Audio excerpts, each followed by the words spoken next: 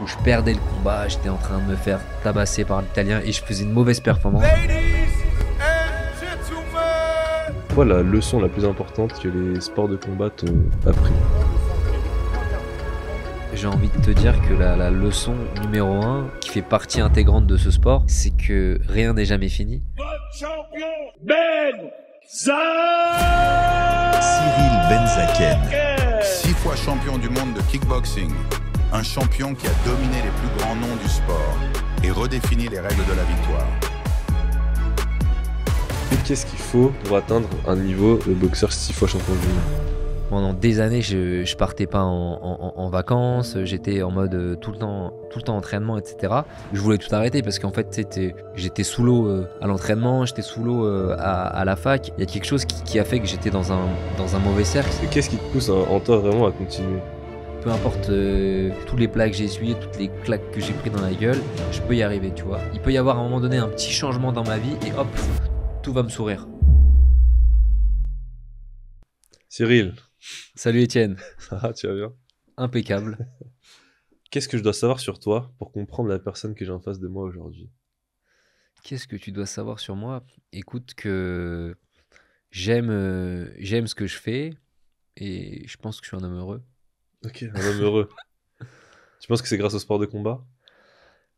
Alors, dans mon cas, ouais, c'est grâce au sport de combat dans la mesure où j'ai fait quelque chose que quand j'étais très jeune, quoi, adolescent, j'ai pris goût à ça et j'ai réussi à le faire et à en faire mon métier.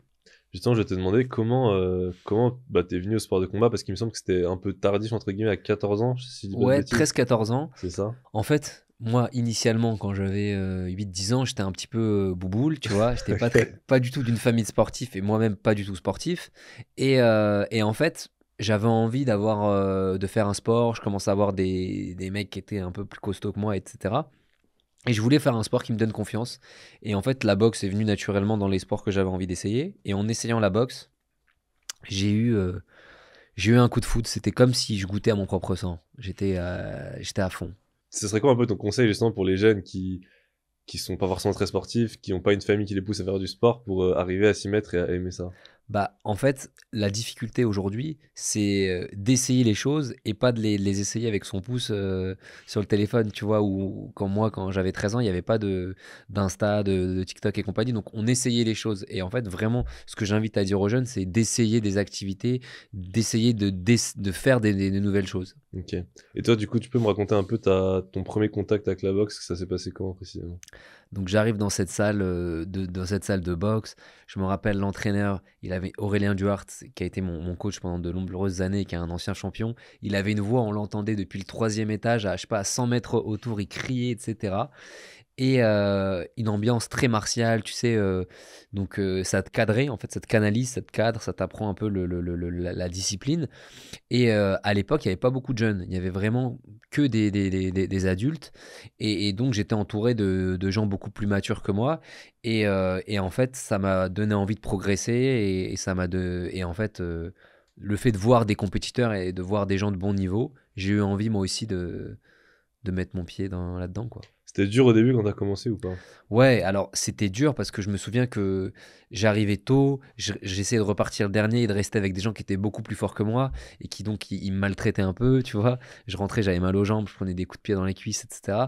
Mais c'était des belles années parce que franchement, j'adore quand je repense à ça. J'aime l'adversité, je crois. Et justement, c'était ma question. Qu'est-ce qui te faisait vouloir continuer quand tu rentrais avec des douleurs, que c'était difficile, etc. Pourquoi t'as continué? Bah, en fait, j'ai continué parce que l'autre chose que j'ai oublié de te dire qu'il faut savoir de moi, c'est que je suis un rêveur. C'est-à-dire que petit à l'école, je me rappelle, j'étais tout le temps On me disait arrêtez d'avoir la tête dans la lune, Cyril, etc. Et en fait, j'ai toujours rêvé. Et en fait, dès que j'ai commencé la boxe, enfin, peut-être pas le premier jour, mais en tout cas, assez rapidement, je me suis imaginé, j'ai rêvé faire carrière, devenir champion, alors que j'étais pas bon, quoi, tu vois. Et donc, le fait d'alimenter, en fait, ce rêve, et ben, je pense que c'est ça qui m'a donné l'envie de continuer, même quand c'était dur. Incroyable. Et est-ce qu'aujourd'hui tu rêves encore? Et ben, aujourd'hui, je rêve encore, j'adore penser à ça, mais franchement, encore une fois, sans faire le vieux con, tu vois, c'est plus difficile de rêver dans la mesure où, en fait, aujourd'hui, est-ce que c'est mon âge, est-ce que c'est le monde qui est comme ça?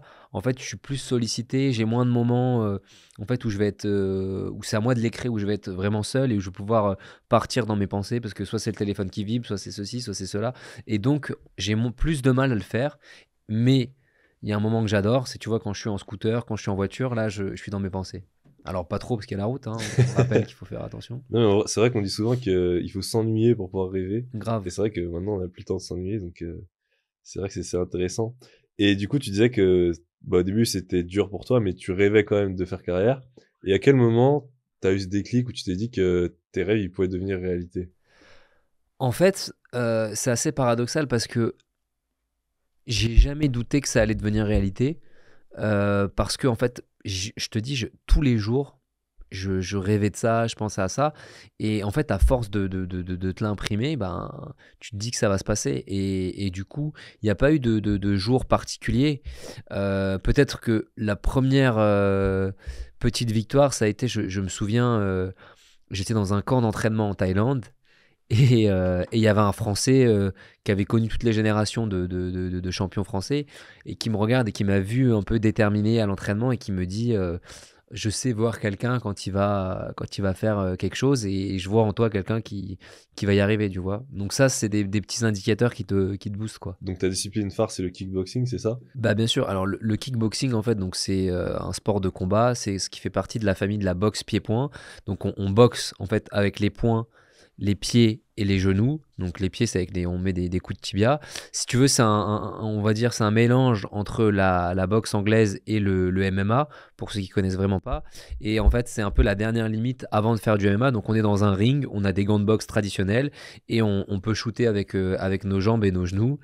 Et en boxe thaï, par exemple, que je ne fais plus aujourd'hui, mais que j'ai fait pendant longtemps, en plus de ça, tu as le droit au coup de coude et tu as des accrochages. En fait, le combat est uniquement debout, contrairement au MMA où il y a, tu vois, il y a des parties au sol. Et un championnat du monde, ça se déroule en 5 rounds de 3 minutes. Ok. Est-ce que pour toi, t'as parlé de coups de genou, coups de coude même. Est-ce que pour toi, c'est dangereux? En fait, c'est hyper intéressant de voir effectivement, il y a du danger. Et la notion de danger, en fait, quand c'est toi qui est au centre du ring, tu la ressens pas. Tu la ressens plus quand tu vas voir quelqu'un pour qui tu as de l'amitié et de l'affection, qui va avoir un combat. Là, tu vas te dire, ah ouais, c'est chaud, là, c'est dangereux, tu vois, parce que t'as pas envie qu'il lui arrive quelque chose. Mais si tu veux, toi, si tu te focalises sur le danger, tu fais rien. Donc, en fait, le danger, il est écarté parce que t'es absorbé par la performance, par d'autres paramètres. Mais est-ce que tu penses que un sport avec moins de danger, par exemple, ça te plairait moins? Est-ce que t'aimes ça ou tu l'oublies vraiment complètement au final? Alors, je l'oublie. Alors, je vais même te faire une confidence, tu vois. J'ai fait du tennis 2 ans ou 3 ans jeune. Ok. Je détestais ça, c'était horrible. C'était vraiment mes parents pour leur faire plaisir, mais j'en pouvais plus.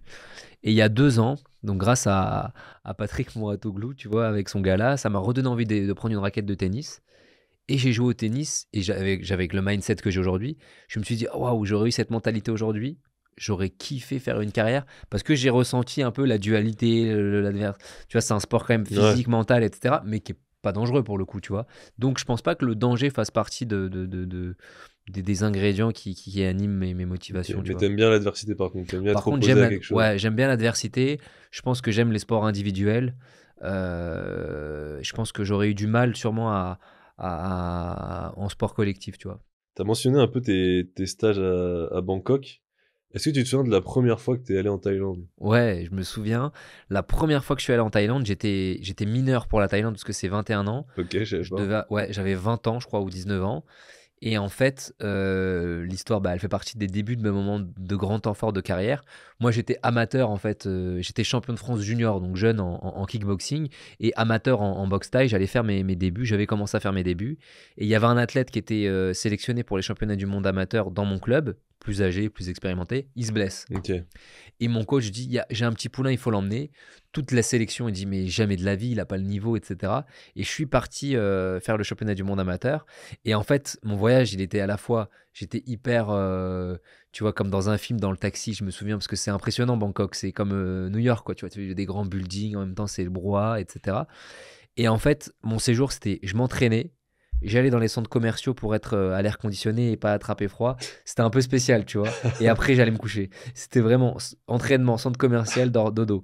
Et je m'entraînais, je combattais. Et en fait, cette première année, bah, je suis allé jusqu'en finale, tu vois, contre toute attente, parce que je crois qu'il y a eu que 1 ou 2 médailles en plus de moi, contre un Biélorusse qui avait assassiné tout le monde. Et j'étais vraiment au coude à coude avec lui.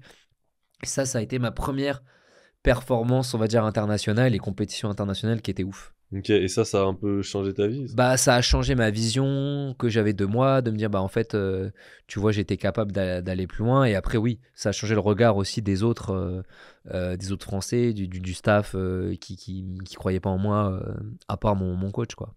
Et ensuite, en 2013, tu as remporté les championnats d'Europe, WKF en 2013 et en 2014, championnat du monde. Ces 2 victoires, elles ont signifié quoi pour toi? En fait, surtout pour les championnats du monde, donc ça c'est pareil, c'était en Thaïlande en 2014. En fait, ce qu'il faut savoir, c'est que donc première année c'était 2010, ce que je viens de te raconter. Je perds en finale. Après, il se trouve que en fait, tu avais 2 niveaux. Tu avais un niveau amateur et un niveau semi-pro. Je commence à refaire les compétitions en semi-pro et 2 fois en fait. Une fois, je perds en finale encore, donc je refais une médaille d'argent. Et là, bêtement, c'est moi qui gère mal le combat, tu vois. Et la deuxième fois, j'affronte un Thaïlandais et je suis un peu.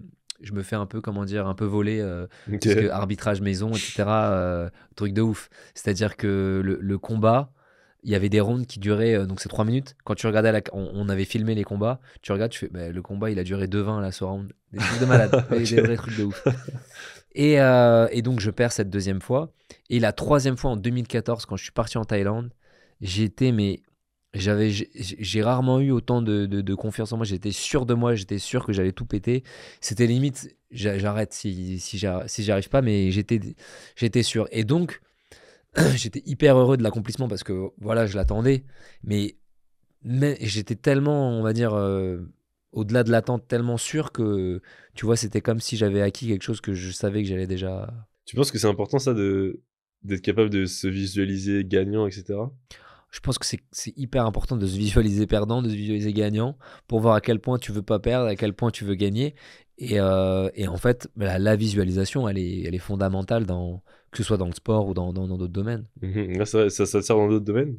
Bah grave, en fait, souvent tu vois, quand je rêve, quand je pense dans des trucs de travail où j'imagine plein de choses et ça va souvent se produire, quoi, tu vois. Ok, ça me fait penser à une histoire que Patrick Mouratoglou m'a racontée, que Mike Tyson, justement, avant son combat, bah, il se visualisait juste gagner toute la période avant le combat, juste comment il arrive sur le ring. Donc, Bah ouais. Et il me semble aussi que tu as fait quelque chose d'assez unique pour un sportif de haut niveau. Tu as continué tes études pendant tes premiers titres, c'est ça? Ouais. Pourquoi ce choix? Bah d'ailleurs, j'étais en master marketing à l'époque. Je partais en Thaïlande faire les combats. J'ai arrêté l'école pendant 2-3 semaines. Bah en fait, ce choix, c'est simple. C'était que, donc je te disais, mes parents, c'était pas une culture du sport et eux, ils approuvaient pas vraiment mes choix pour faire de la boxe à haut niveau, tu vois. Et tout simplement, le deal, c'était ok, tu continues à faire de la boxe, tu fais ce que tu veux, mais poursuis tes études à côté. Et en fait, là où la boxe, tu vois, il y a des sports qui font de toi des sportifs, bah la boxe, elle a vraiment fait de moi un homme dans la mesure où j'étais un élève médiocre, je m'en foutais un peu des cours, quoi. Je faisais le minimum pour avoir ce qu'il fallait. Et l'ambition que j'ai mis dans la boxe, c'est-à-dire que je me suis dit, je vais devenir champion du monde, bah, quelque part, je l'ai un peu mis dans mes études en me disant, il faut que je fasse des belles études, etc. Et du coup, ça m'a donné envie de poursuivre et bien. Et j'ai intégré une université qui s'appelle Paris Dauphine et qui est une belle fac, tu vois. Et du coup, en fait, assez vite, ça me permettait de penser à l'après-carrière, même au pendant. Et ça m'a servi, enfin, ça me sert encore aujourd'hui en Bah, même temps, quoi, tu vois. ça devait pas être facile quand même de mener ces 2 trucs de front, surtout que tu étais au meilleur niveau mondial Ouais. dans Ah ta catégorie. bah, il y a une année où je me souviens, c'était la pire année de ma vie. Je voulais tout arrêter parce qu'en fait, j'étais sous l'eau à l'entraînement, j'étais sous l'eau à la fac. Et en plus, tu sais, il y a quelque chose qui a fait que j'étais dans un mauvais cercle, c'est que c'est 2 mondes opposés. Enfin, à l'école, on t'apprend à intellectualiser les choses, à faire plein de choses, et le sport, c'est intuitif. Donc au sport, je devenais plus intuitif, je pensais je voulais trop réfléchir et je faisais plus rien. Et à l'école, j'arrivais pas. Et donc, à un moment donné, je me suis dit, bon, concentre-toi sur le sport. Et en fait, c'est drôle la vie parce que les réussites que tu as dans un domaine, elles t'amènent d'autres réussites. C'est-à-dire qu'elles te mettent en confiance. Et j'ai souvenir d'examens que j'ai éclaté alors que j'avais pas beaucoup de bossé. Mais j'étais dans une énergie où j'avais gagné le week-end d'avant un combat. Et du coup, Tu penses que la confiance que tu construisais à la boxe, elle t'aidait dans les études? je pense que ça, ouais, franchement, C'est ça ouf. peut paraître bizarre, mais je pense que ouais, ça m'a aidé. En tout cas, ça m'a aidé dans la mesure où quand j'ai révisé, tu vois, mon cerveau était dans une humeur où j'arrivais mieux à retenir les choses que quand je vais travailler 4 fois plus, mais que j'ai pas le cerveau Voilà. qui est ouvert, quoi. Ceux qui galèrent à avoir leur diplôme, soient les champions du monde en Thaïlande, et c'est bon, ça va. Voilà. Non, mais des petits succès ailleurs, Ouais, non, ça ouais, met c'est de la vrai. confiance, quoi, tu C'est vois. clair, c'est sûr que ça aide. Parce que j'ai essayé de tricher, ça marchait pas, par exemple.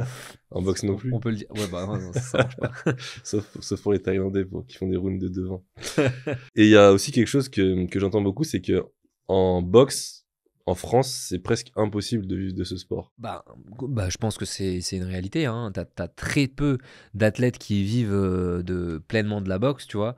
Et encore une fois, en fait, tout dépend le curseur où tu le mets, de vivre de combien, de vivre de quoi. Et c'est vrai que ça aussi, tu vois, ça a été une des raisons pour lesquelles j'ai voulu poursuivre mes études, parce que je me suis dit que ça va me servir. Et je me souviens qu'en fait, à un moment donné, on était en cours de marketing et j'étudiais grave le modèle Beckham. Je me disais, ah, il est trop fort, lui. Et en fait, je me suis dit, tiens, tout ce qu'on apprend, en fait, il faut falloir que j'arrive à monétiser moi aussi l'image, à faire des choix qui vont permettre de vivre au-delà de la performance. J'ai fait un projet de fin d'études en dernière année de master où on était en entrepreneuriat et j'ai organisé moi-même un événement en fait où je me suis dit tiens je vais au lieu de faire un stage je vais proposer de faire un truc d'étudiant auto-entrepreneur et on a produit mon combat dans Dauphine etc. Il y avait 800 personnes, c'était sympa et en fait j'ai trouvé un modèle et je me suis dit bah maintenant il y a bien Mayweather qui le fait même si je pense pas qu'il soit tout seul à galérer comme moi. Pourquoi pas essayer et de fil en aiguille, j'ai monté, l'équipe elle a grossi et tu vois, on est passé d'un événement à Dauphine qui devait coûter, moi je sais pas moi, 50 ou 60 000 euros à il y a quelques semaines, enfin quelques mois plutôt, un événement qu'on a produit au Grand Palais éphémère dans un lieu inattendu qui coûtait presque 700 000 euros, tu vois. Une évolution que tu as continué du coup dans la boxe, tu as été champion du monde à 6 reprises, Ouais, c'est ça. il me semble. Tu peux un peu nous raconter toutes ces années-là où tu as enchaîné les succès?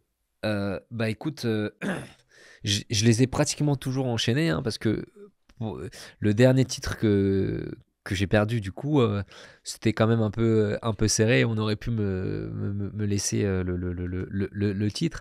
Mais si tu veux, c'est vrai que bah en fait c'est un kiff de la vie quoi. Tu vois, tu fais ce que t'aimes, tu te réveilles, tu penses à tout ça et quelque part ce qui est intéressant quand tu as un échec, c'est qu'il y a une remise en question, tu vois. Et c'est là que tu évolues parce que, en vérité, dans un sport individuel, tu as quand même une concurrence différente que dans des sports comme le basket où tu as quand même beaucoup d'athlètes qui te remettent tout le temps en question. Et des fois, tu vas gagner, mais en fait, c'est vis-à-vis de toi aussi le combat. Et quand tout se passe bien, bah, tu vas peut-être pas évoluer autant que tu aurais pu si tu avais eu des défaites. Donc moi, ça peut-être, enfin, j'essaie de le voir comme ça, hein. Ok, non, c'est intéressant. Pour toi, c'est quoi la différence majeure entre le Cyril qui commence la boxe et le Cyril de maintenant 6 fois champion du monde? Franchement, je pense que j'ai plus confiance en moi et je suis un peu plus fashion. Ça a des impacts de la réussite d'être plus fâché. Non, mais en fait, c'est lié à la confiance. J'ose plus être Ok, moi-même, faire des ok. trucs. Non, mais je plaisante. La différence, ouais, il y en a pas tant que ça. En fait, je pense que je suis resté assez fidèle à moi-même. Beaucoup de mes amis sont des gens qui me côtoyaient bien avant que je sois champion du monde. Donc, j'ai pas vraiment changé. Mais du coup, cette différence sur la confiance en toi, je pense que c'est important pour certaines personnes qui pensent en manquer, tu vois. Qu'est-ce que ça t'a apporté dans la vie d'avoir plus confiance en toi?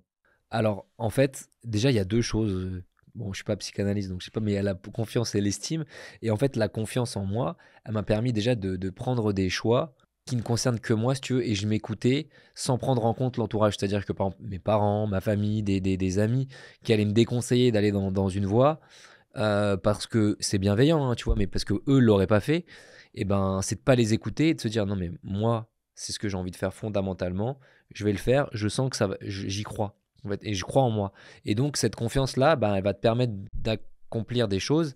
Et une fois que tu les accomplis, ben, ça consolide un peu ta confiance. Et du coup, ben, ça t'amène vers quelqu'un qui est plus... qui est lui-même, quoi, tu vois, et qui t'es bien, quoi. Pour revenir à la différence entre toi quand tu as commencé la boxe et toi maintenant, à ton avis, qu'est-ce qu'il faut pour atteindre un niveau de boxeur 6 fois champion du monde? Ben, pour moi, il faut plusieurs qualités. Je dirais que la première, c'est ce que je t'ai dit, c'est d'être rêveur. Quand je dis rêveur, c'est d'être ambitieux, en fait. J'ai appelé ça du rêve, mais ça peut être quelque part de l'ambition. Donc, c'est de toujours voir plus haut, tu vois. Bien sûr, de la discipline, parce que pour atteindre, enfin, transformer ce rêve en objectif, bah, c'est de la discipline, c'est de l'entraînement.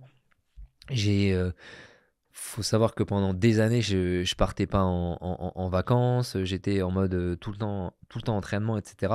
Et c'était des choix, j'ai pas vu ça comme des sacrifices. Aimer ce que tu fais, tu vois, parce que je pense que c'est plus facile quand t'aimes ce que tu fais, quand bah, tu peux mieux le répéter et t'as envie de progresser dans ton domaine. Et voilà, hein, c'est vraiment l'ambition, la persévérance et la discipline. Est-ce que tu penses que, peu importe le domaine, il faut absolument être un peu obsédé par son art pour réussir? Alors, je pense que tu peux partager sur plusieurs choses parce que tu vois, tu as beaucoup de belles réussites qui montrent des gens qui aimaient plusieurs choses. Michael Jordan, il aimait le baseball, il aimait le golf, il aimait plein de choses, il aimait le jeu. Et tu vois, et pourtant, c'était Michael Jordan sur le terrain de basket. Mais il faut quelque part, il n'y a qu'un endroit, enfin, mais il faut quelque part être obsédé, c'est-à-dire que tu es obsédé de gagner, tu es obsédé de réussir dans telle ou telle chose, et ça se répercute dans d'autres domaines, tu vois, peut-être à moindre échelle. Dans les affaires, tu vas peut-être pas devenir numéro un, mais tu vas faire quelque chose de grand parce que t'es nourri par cette ambition. Donc, je pense que oui, il faut être obsédé, mais tu peux avoir plusieurs cordes à ton arc. Est-ce que toi, déjà, tu as un petit rituel avant chaque combat? Alors, avant chaque combat, j'aime bien me rendre dans la salle où je vais avoir le combat la veille enfin plutôt l'avant-veille ou 2 jours avant pour bah, en fait faire comme tu disais que faisait Tyson, c'est-à-dire visualiser dans l'espace, carrément dans la place, comment je vais rentrer, comment je vais m'échauffer, comment le combat va être. Et en fait, j'essaye de vraiment scénariser le combat et prendre cette énergie de victoire. Et après, à l'approche du combat, c'est toujours un peu pareil. C'est beaucoup de silence, moi, dans mes vestiaires, avec, Ok. mais assez détente, mais beaucoup de silence, tu vois. J'aime pas quand il y a trop de brouhaha. Et je suis avec mon équipe et on se prépare. Et j'ai besoin qu'on me dise que je suis fort.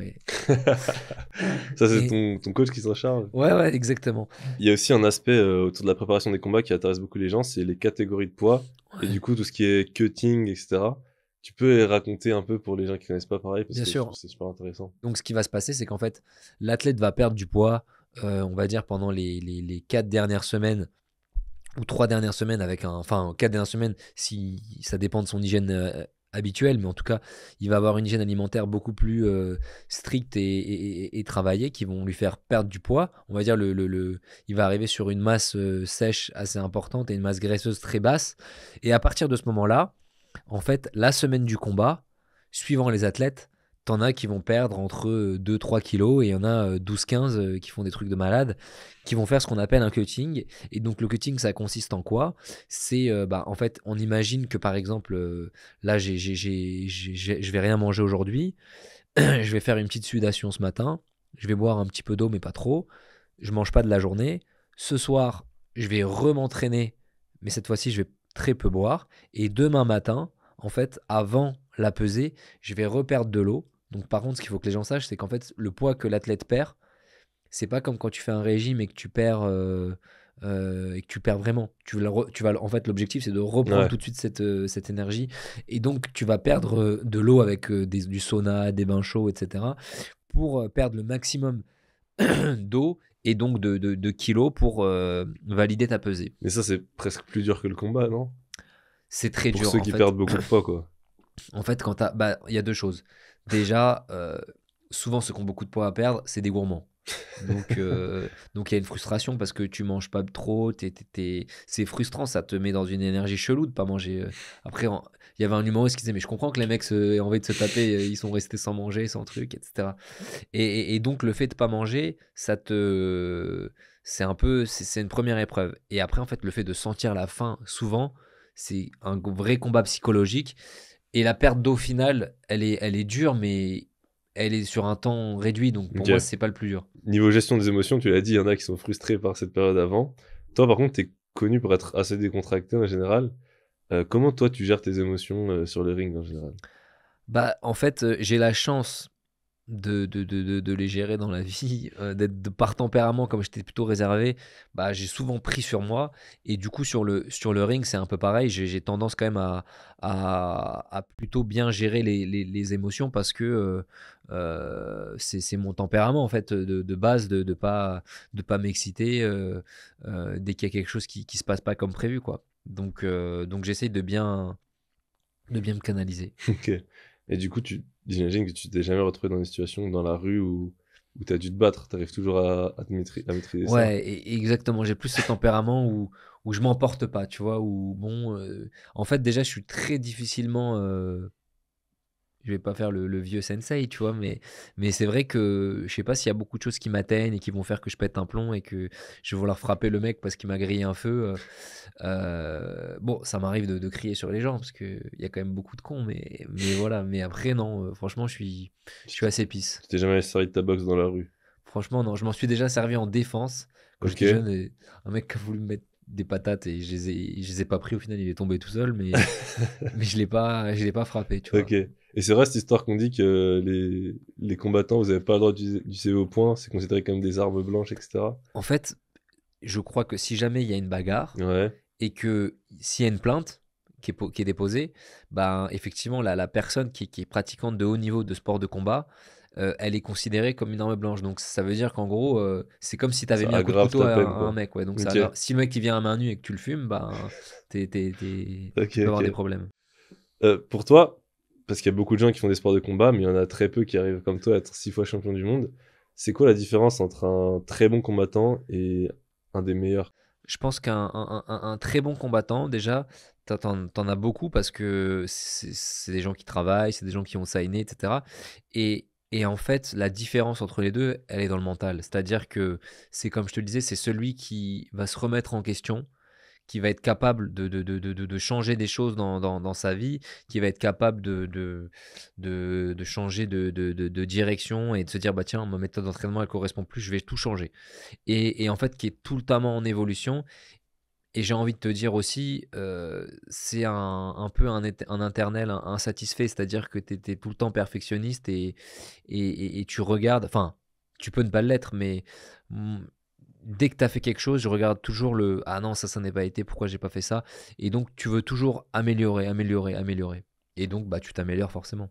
Mais du coup, comment tu t'arrives à t'améliorer en étant 6 fois champion du monde? Comment Bah, tu trouves les défauts? Bah, tu trouves les défauts avec d'autres athlètes, d'autres personnes qui voient autre chose, qui te permettent de découvrir des nouvelles choses sur toi. Ça peut être sur le plan mental, sur plein de plans. Et donc, tu progresses en vérité. Dans les sports de combat, bah, du coup, tu as connu beaucoup de victoires, mais aussi des défaites.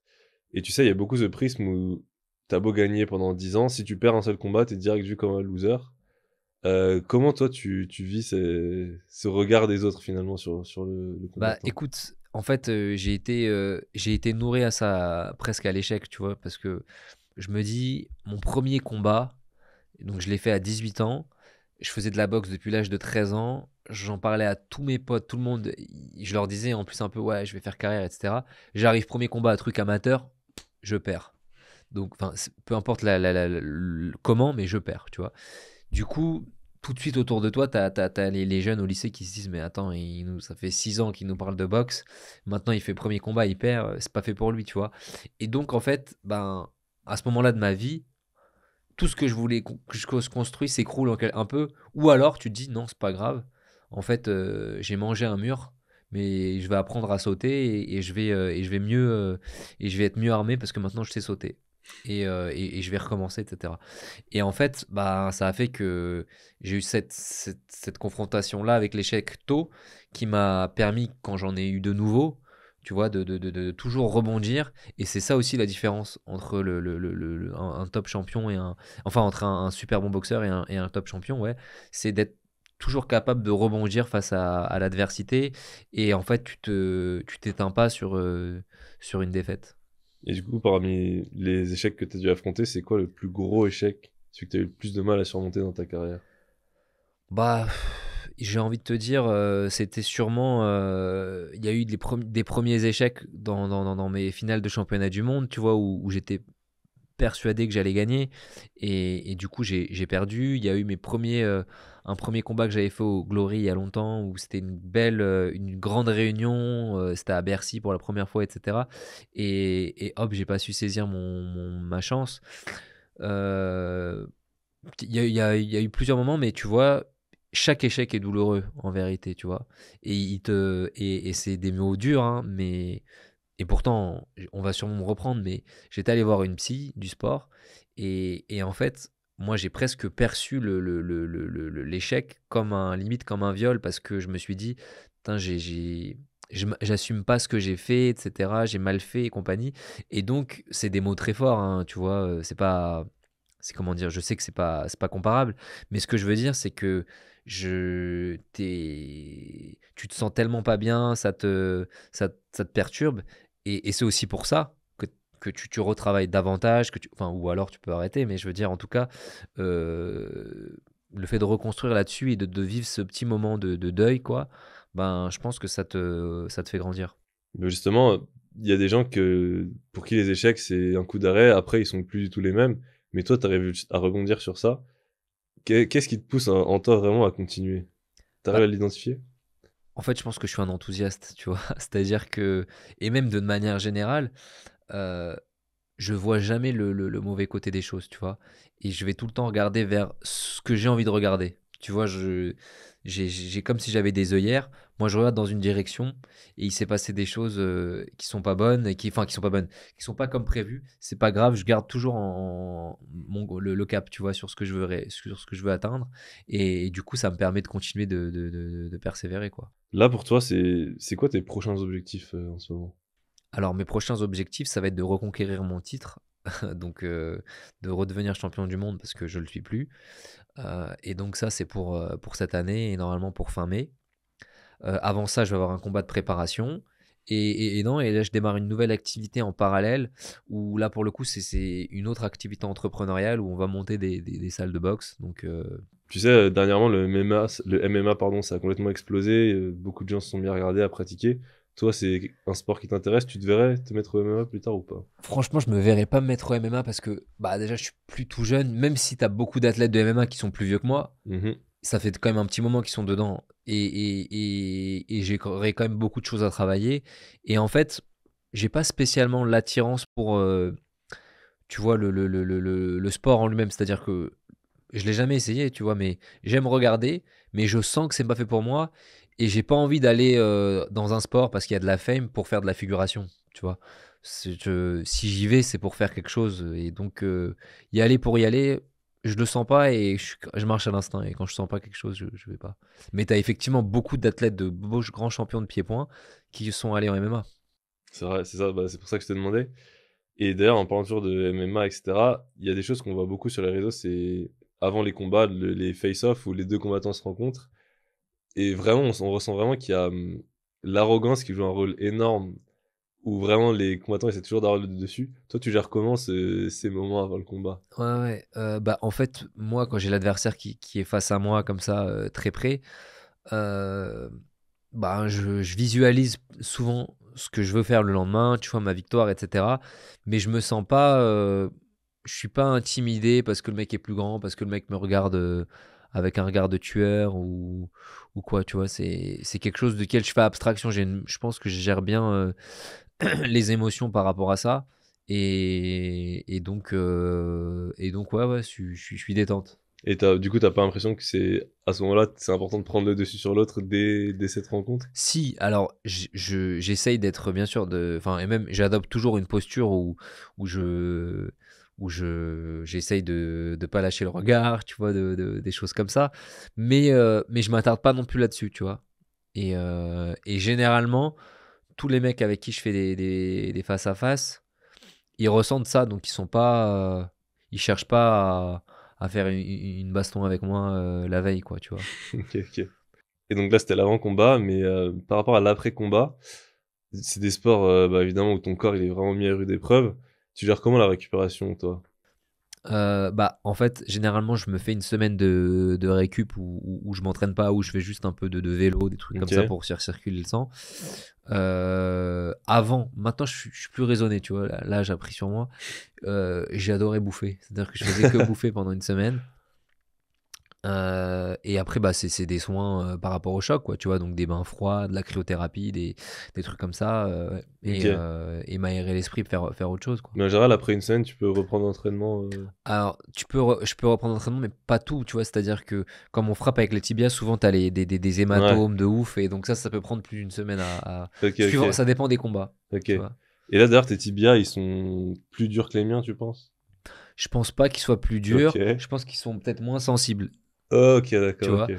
Mais après, peut-être qu'il y a un peu j'ai la peau qui est peut-être dure, mais l'os, je pense pas que l'os durcisse. Tu pourras me mettre un coup de pied après dans la Ouais, cuisse? bah ouais, bien sûr. En Ok. plus, t'as le profil type, parce que comme t'es très grand, bah, il faut faut Vas-y, taper on essaiera, mais dans les pas. jambes. Non, tranquille, ouais.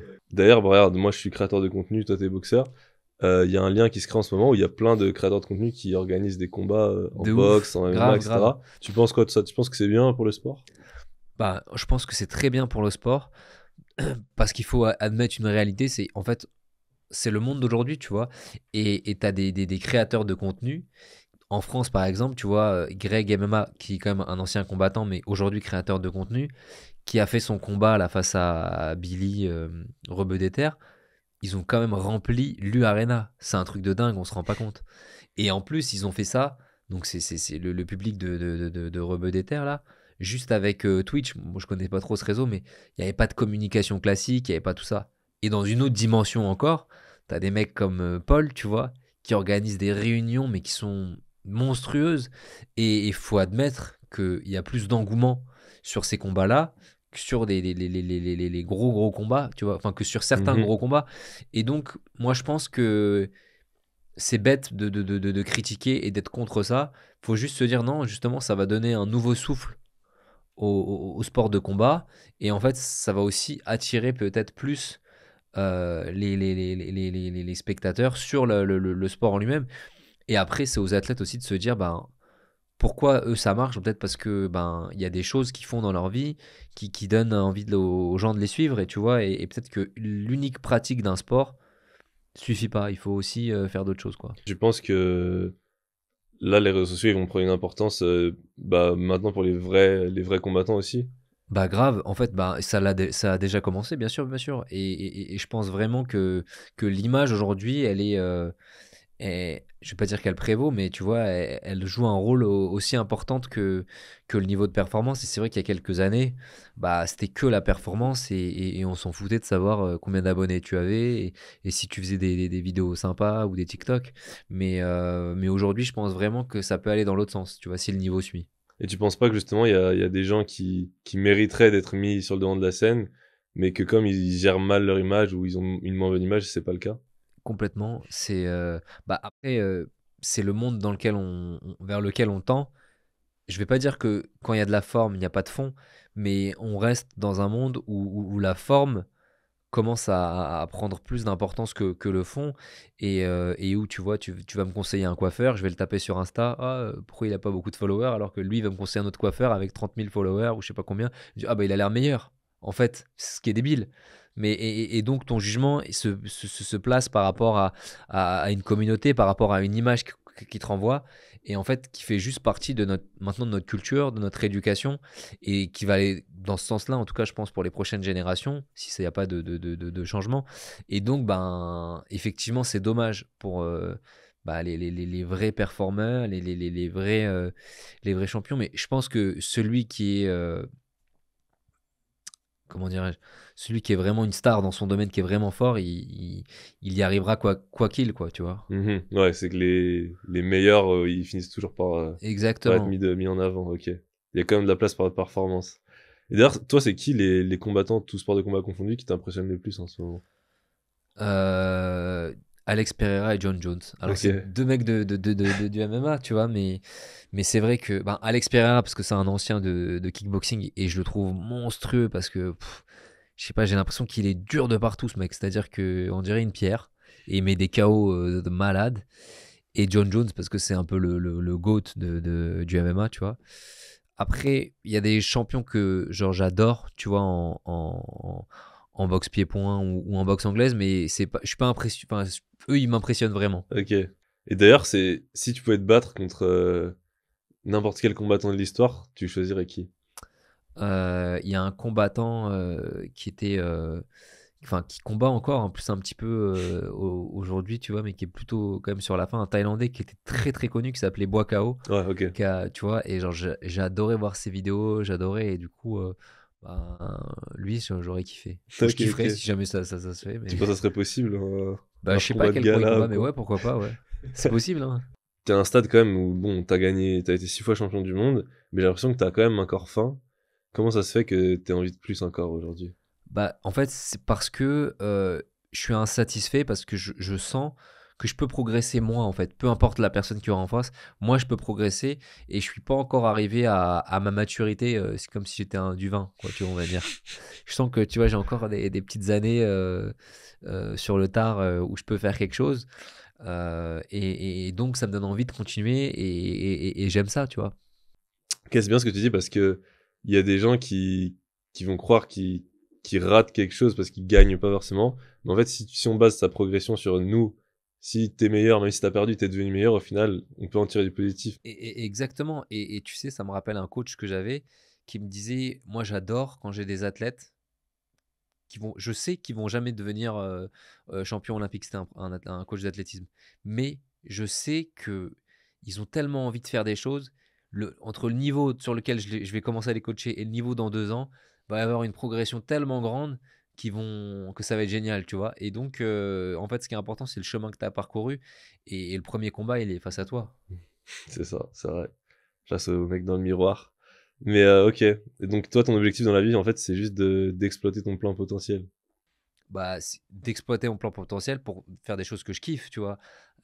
Comment dire, là, c'est parce que je suis un amoureux de la boxe, j'adore ça.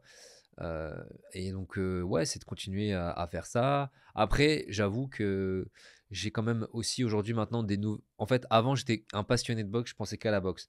Après, j'ai commencé à aimer d'autres choses, tu vois, à vouloir gagner de l'oseille aussi, des trucs comme ça.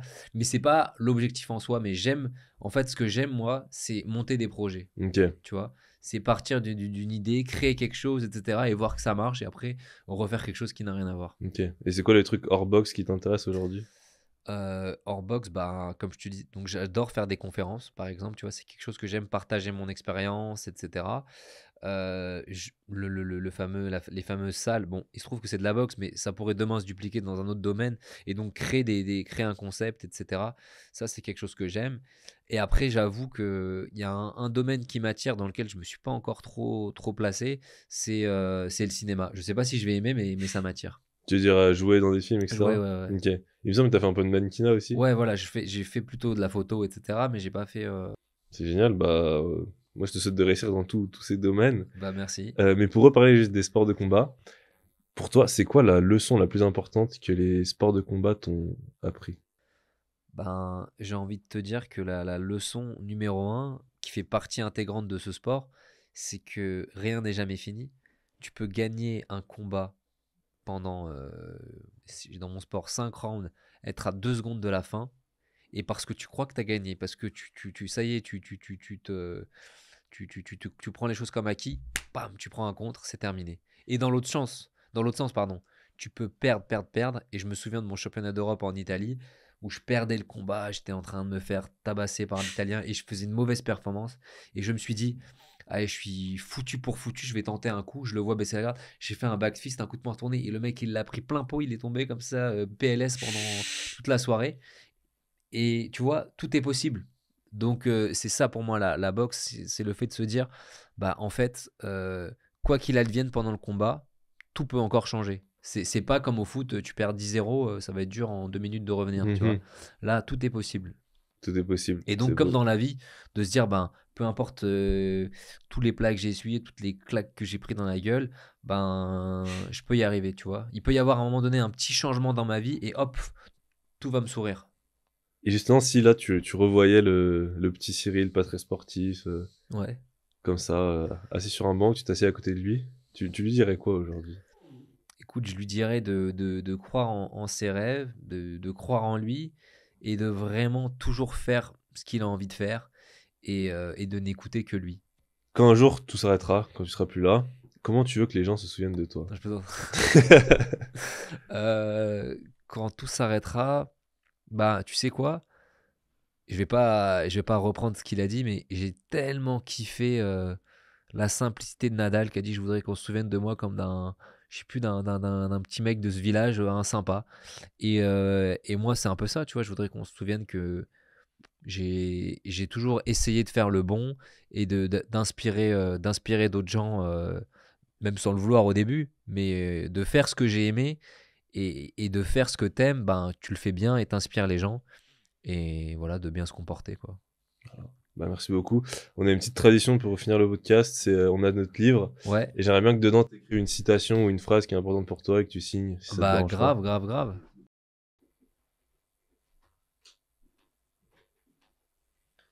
Magnifique. Super, bah, merci beaucoup. Je t'en prie. Hop. Hop. Bah, merci beaucoup, c'était... Merci, avec plaisir. Est-ce que tu peux partager avec nous ce que tu as écrit dans le livre? Bien sûr. Alors, j'ai mis une expression que j'ai de mon grand frère spirituel. Le non, on l'a déjà. Le oui, on va le chercher. Bah, merci encore, c'était un Avec plaisir de grand t'avoir sur le plaisir. podcast et j'espère que je pourrai voir un de tes combats un jour. Bah ouais, maintenant que t'es à Paris, on va te faire inviter pour le prochain et que tu puisses venir, quoi. Magnifique, let's go. Merci beaucoup. Magnifique. Avec plaisir. Merci beaucoup.